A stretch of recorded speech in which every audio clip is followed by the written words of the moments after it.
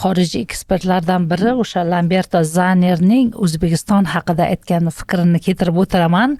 O'zbekistonda barcha millat va elat vakillariga bo'lgan ijobiy munosabat bu mamlakat farovonligiga yo'naltirilgan investitsiyadir degan aytgan edi.